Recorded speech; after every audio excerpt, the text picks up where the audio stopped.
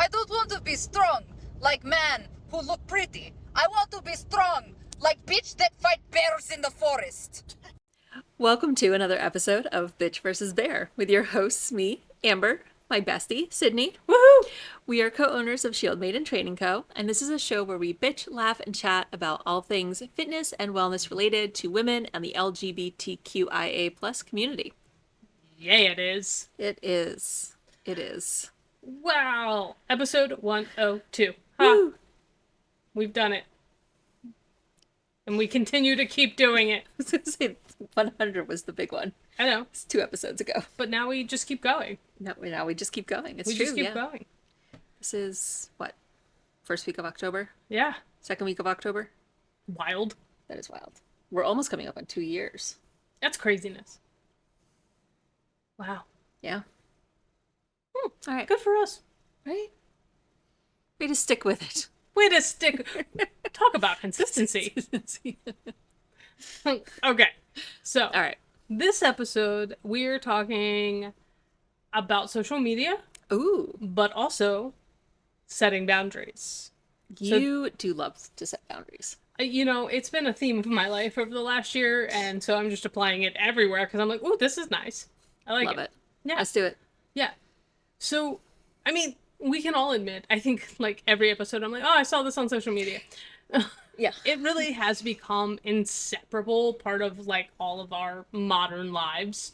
Like, Yes. and, I would agree with that. yeah, and more importantly, you know, setting boundaries with the thought process to social media is, like, a protection aspect at this point. Like, it's no longer like, oh, we should really be on, like, you know, cut back a little. cut back a little, like, you know, social media is just, like, permeates everything. Yeah. And so, like, setting boundaries is no longer an option. It is a must do this to protect and enhance our physical and mental well-being. Yeah. So if you haven't already set your boundaries with social media, definitely listen. And if you have, maybe you'll hear something like that will continue to help you maintain those boundaries with social media. Yes.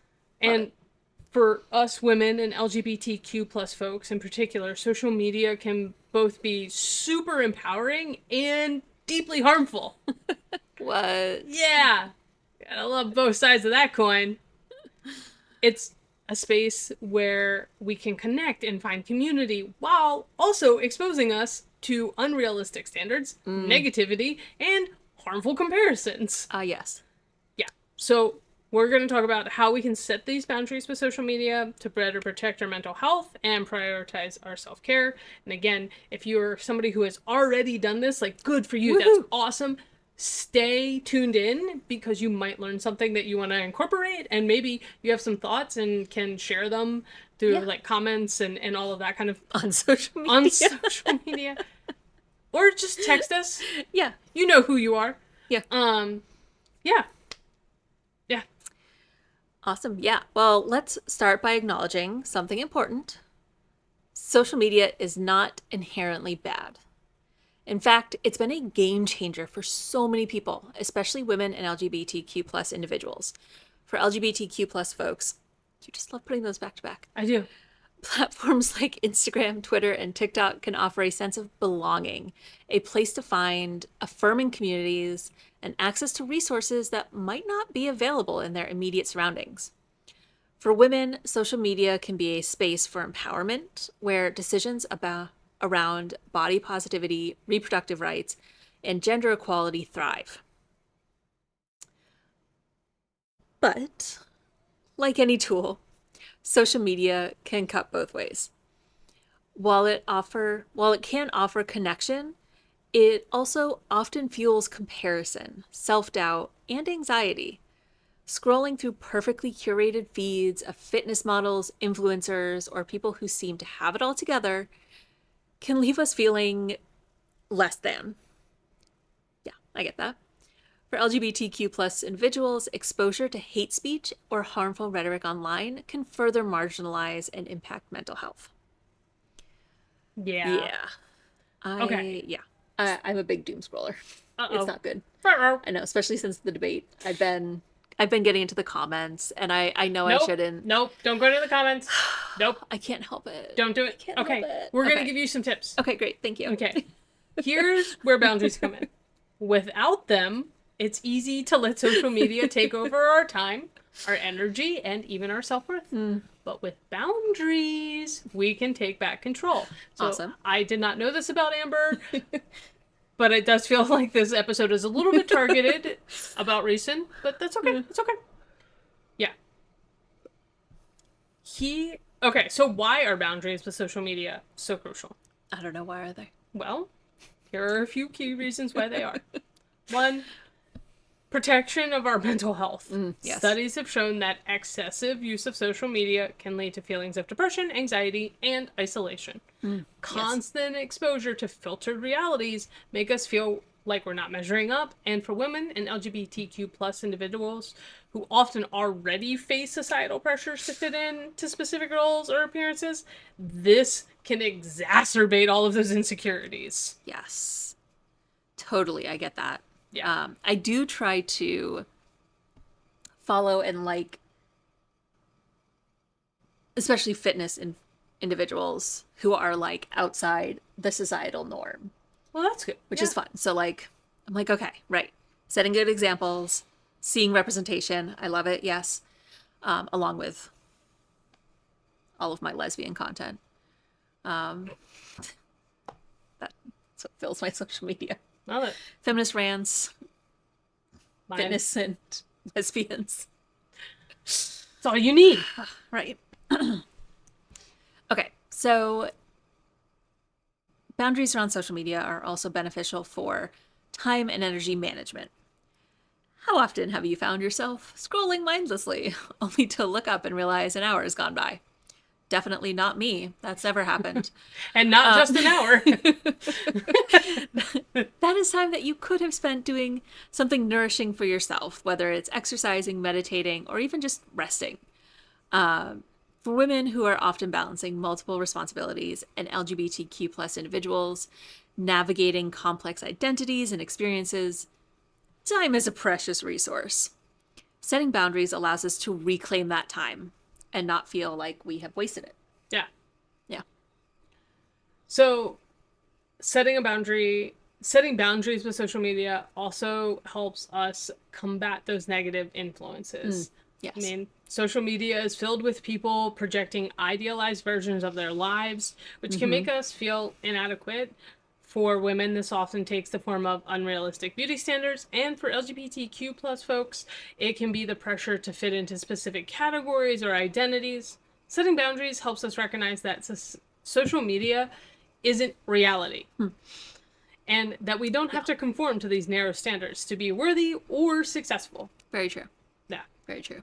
So these boundaries can also foster real connections.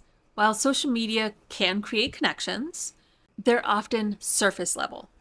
Setting boundaries gives us space to invest in real, meaningful relationships, whether that's with friends, family, or supportive communities, there's that word again, who truly understand and uplift us.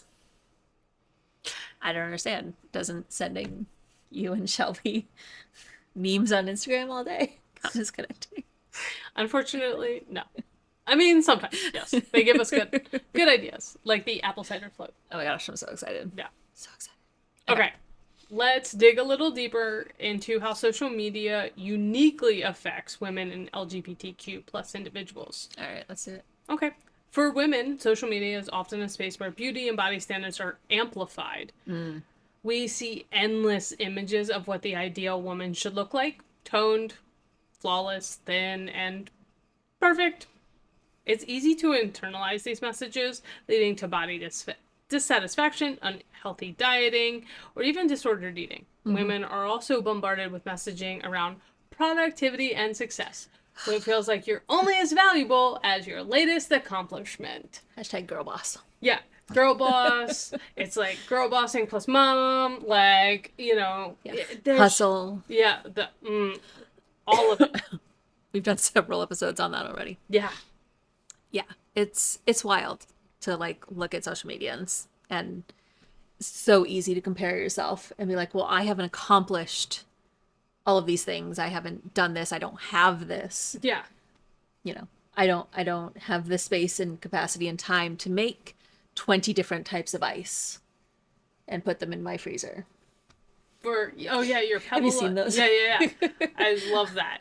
I love For all those. for all your beverages, you beverage goblins.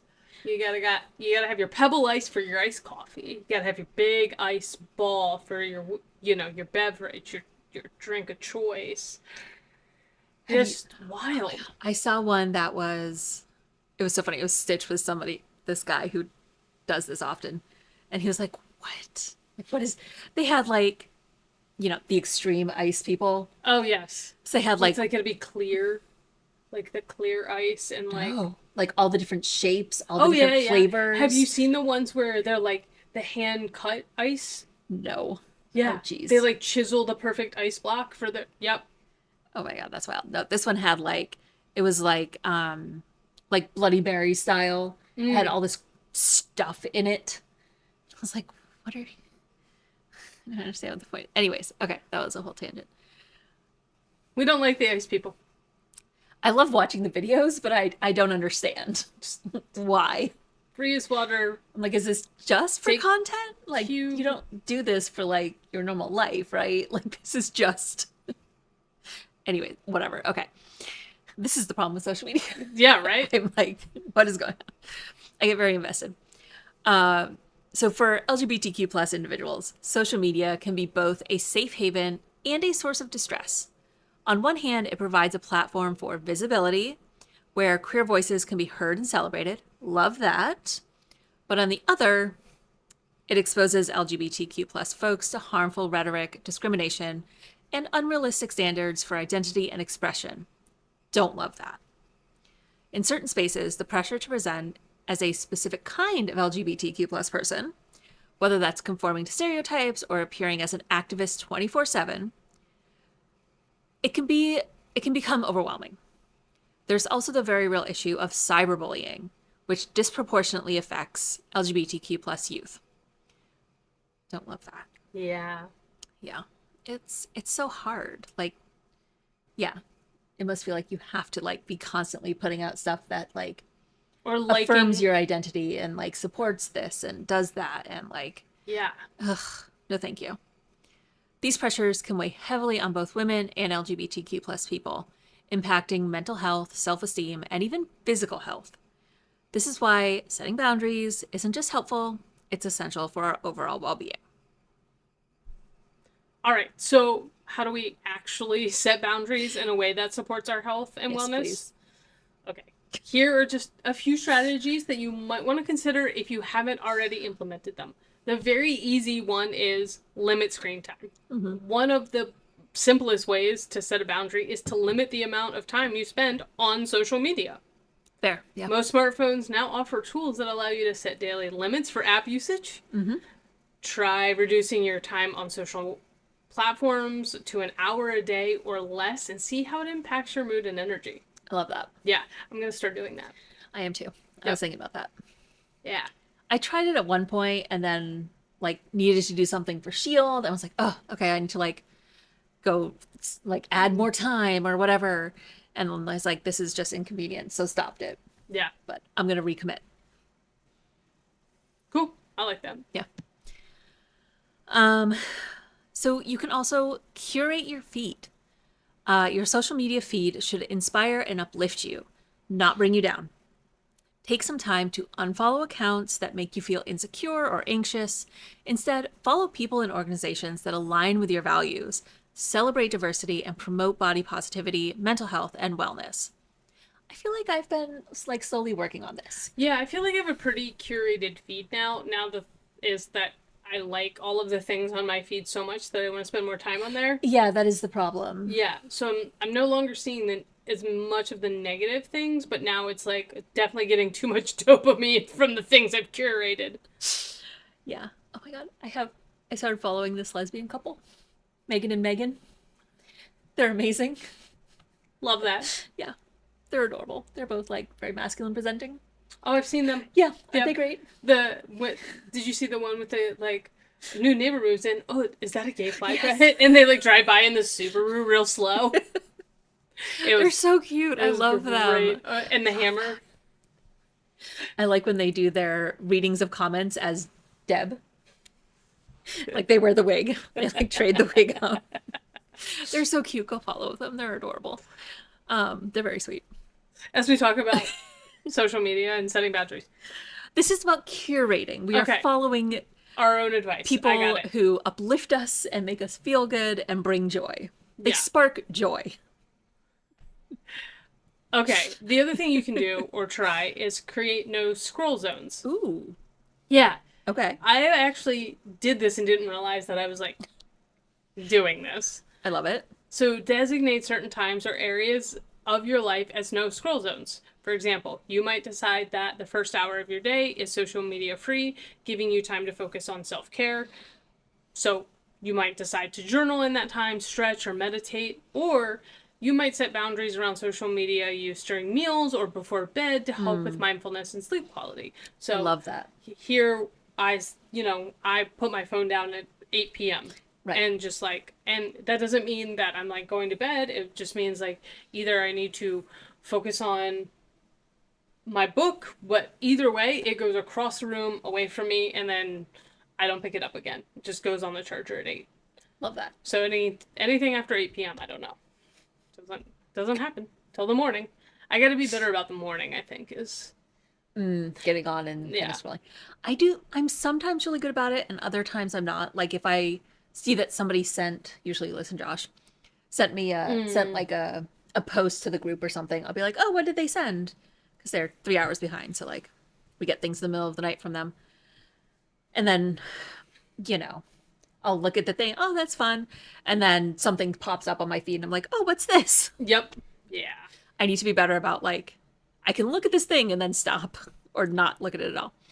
But like I check my schedule and the weather first thing in the morning. Yeah. It's like I know what's coming up for the day. Anyways. Okay.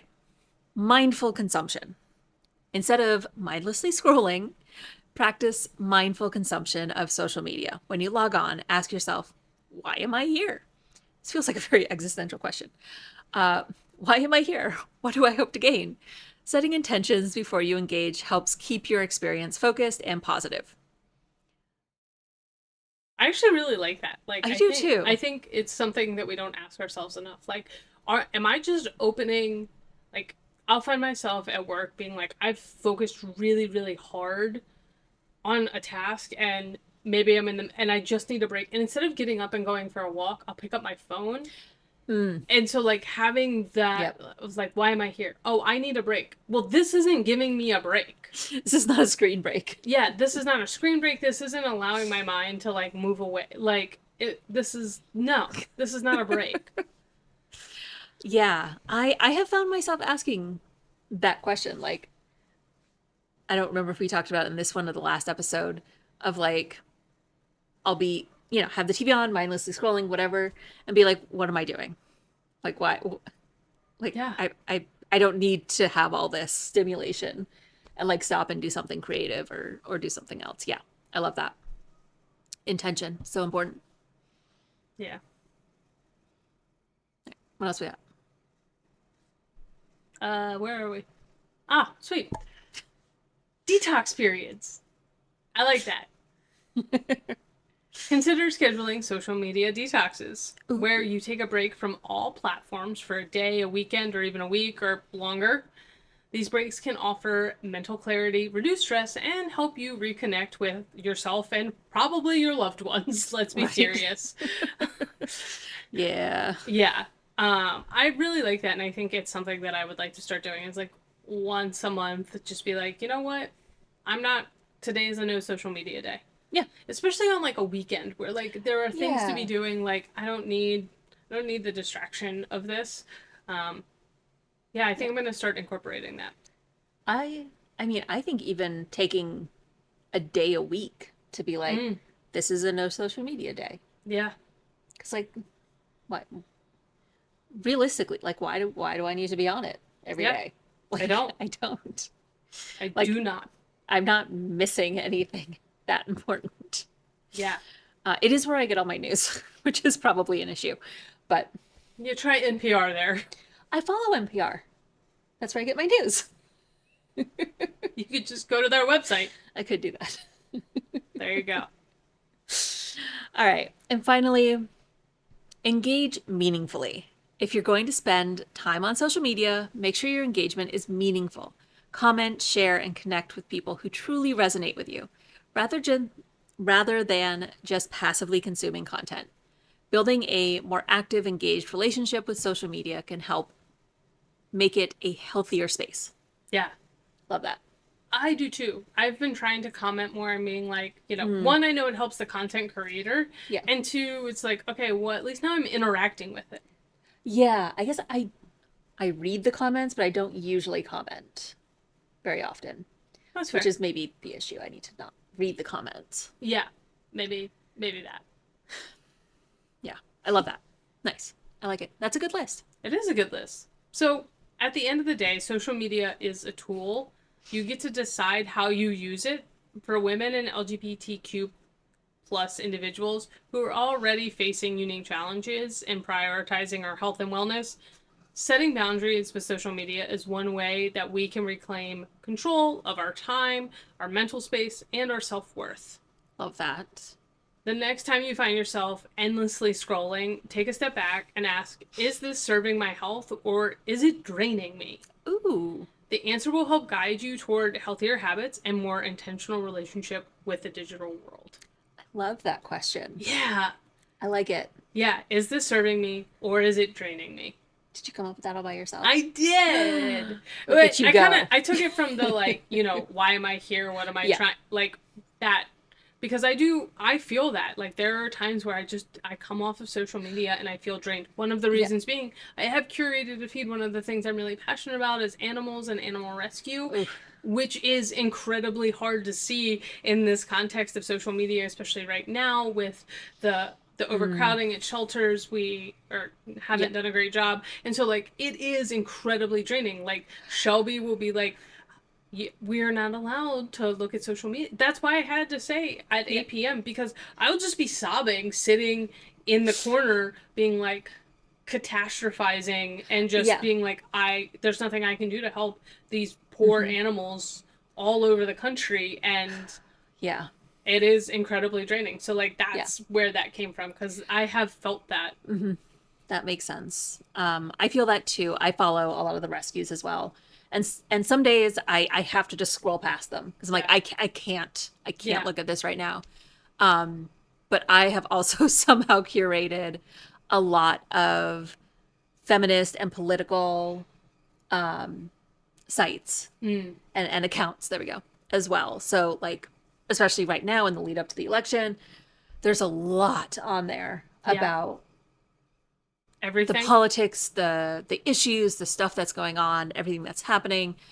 And like, yeah, same thing. Like I get on there and I'm scrolling and I'm reading and I'm looking at the comments and I'm reading all these posts and I'm like, oh my God. And like just spinning out and spiraling into a rage right before I go to bed. Yeah. I'm like, I can't do this. Can't do it. I can't go to sleep. Yeah. So love that question. I'll put it sticky note somewhere. Yeah. Okay, so social media has the potential to connect, inspire, and uplift us. But without boundaries, it can easily tip into unhealthy territory, as you've just heard. For women and LGBTQ plus folks, anyone with a heart and empathy, who are often targeted with unrealistic standards and harmful narratives, setting boundaries becomes an act of self-care and empowerment.